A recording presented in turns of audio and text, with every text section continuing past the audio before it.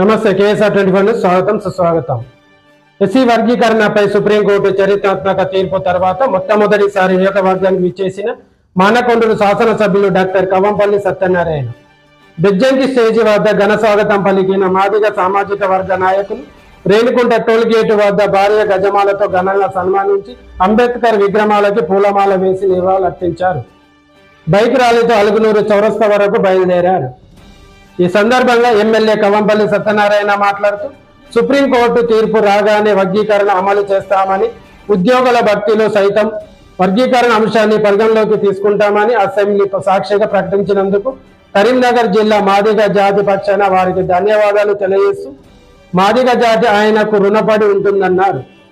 ఈ నెల 16, 17 హైదరాబాద్లో నిర్వహించే మాదిగ సమ్మేళన కార్యక్రమానికి జిల్లా నుండి మాదిగ సోదరులు వేలాదిగా తరలి రావాలని పిలుపునిచ్చారు.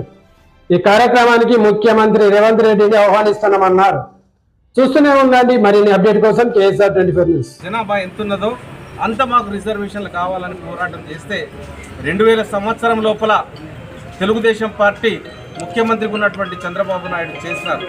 ఈ చట్టాన్ని ఉపయోగించుకొని ఇది చెల్లదు, రాష్ట్రాలకు అధికారం లేదంటే ఈరోజు సుప్రీంకోర్టు అదే చట్ట ప్రకారంగా చేయొచ్చు, రాష్ట్రాలకు అధికారం ఉన్నది చెప్పి ఈరోజు పంపించినారు. మరి ఈరోజు ఆ చట్టాన్ని ఉపయోగించుకొని మొట్టమొదటిగా భారతదేశంలో వర్గీకరణ చేస్తా, అది మన ముఖ్యమంత్రి రేవంత్ రెడ్డి గారు నేను ఆర్డినెన్స్ని తీసుకొచ్చి చేస్తా అన్నటువంటి వ్యక్తి మన ముఖ్యమంత్రి గారు రేవంత్ రెడ్డి గారు. ఆయనకు ప్రత్యేకంగా మా కరీంనగర్ జిల్లాల మాదిగల తరపున ఆయనకు కృతజ్ఞతలు. తప్పకుండా అన్నగారి ఉన్నాం, ఎందుకు నోచుకోలేదు, మనం అన్నిట్లలా వెనుకబడి ఉన్నాం. ఈ తీర్పుతో రిజర్వేషన్లు వస్తే మనకు కూడా ముందుకు పోయే అవకాశాలు ఉన్నాయి. ప్రతి దాంట్లో మనం వాటాదారులము అవుతాము, మన జనాభా ప్రాతిపదికన మనం ఉంటాం. కాబట్టి ఇది హర్షించదగ్గ తీర్పు అని నేను తెలియజేస్తూ, వచ్చిన ప్రతి ఒక్కరికి కూడా ధన్యవాదాలు తెలియజేస్తూ, త్వరలోనే జిల్లాలో ఒక పెద్ద మీటింగ్ పెట్టి అదేవిధంగా 16 నాడు ముఖ్యమంత్రి గారు 13 నాడు వస్తున్నారు. 16 కానీ ఆయన ఇచ్చిన డేట్ కానీ ఆ డేట్ ప్రకారం పెద్ద భారీ బహిరంగ సభను నిర్వహించాలని కూడా అనుకుంటా ఉన్నాం. కాబట్టి మీరందరూ కూడా స్వచ్ఛందంగా ప్రతి ఇంటి నుండి ఎవరు బొట్టు పెట్టి పిలిచేది లేదు. నీ బాధ్యతగా మీరు తీసుకొచ్చే బాధ్యత. పేపర్ స్టేట్మెంట్ ఇస్తాం, ప్రతి ఇంటి నుండి కదలాలి. ప్రతి ఇంటి నుండి కదిలి ఆ భారీ బహిరంగ సభకు లక్షల్లో మనం ఉన్నాం. 2011 జనాభా ప్రకారంగా 33-34 లక్షలు ఉన్నామని ఇచ్చింది.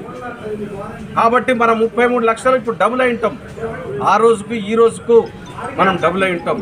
అంటే 2011 నుంచి ఇప్పటి వరకంటే 12 ఏళ్ళ లోపల ఎంత శాతం పెరిగినాం. ఆ శాతానికి అనుగుణంగా ఊర్లలో మనం 33 అంటే 17 లక్షలు అక్కడ పోవాల్సిందే.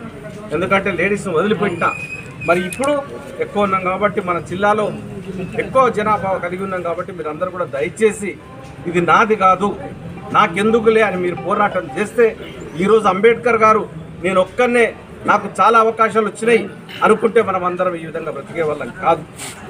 ఆయన తలుచుకొని ఆయన బలహీన వర్గాల కోసం అదేవిధంగా దళితుల కోసం పోరాటం చేసింది. కాబట్టి మనం ఈరోజు సమాజంలో తలెత్తుకొని బ్రతుకుతూ ఉన్నాం. చదువులకు దూరంగా ఉన్నప్పుడు ఆయన ఆశాకిరణమై మనల్ని బ్రతికించినాడు. మన కోసం పోరాటం చేసి మన కోసం అవమానాలు భరించి ఈరోజు ఈ రిజర్వేషన్ వ్యవస్థ తీసుకొచ్చినాడు. కాబట్టి మీరందరూ కూడా బాధ్యతగా, నేను మళ్ళీ ఎవరికి చెప్పను, ఎవరికి ఫోన్లు చేయను, మీ వంతు బాధ్యతగా ఏ రోజైతే కరీంనగర్లో మీటింగ్ పెడతామో ఆ రోజు తప్పకుండా తరలి రావాలి. కరీంనగర్లో మనం ఏంటో, మన శాతం ఎంతనో, మన వాటా ఎంతనో చూపించాల్సిన పరిస్థితి ఉన్నది. కాబట్టి ఇదే నా పిలుపుగా మీరు అందరూ రావాలని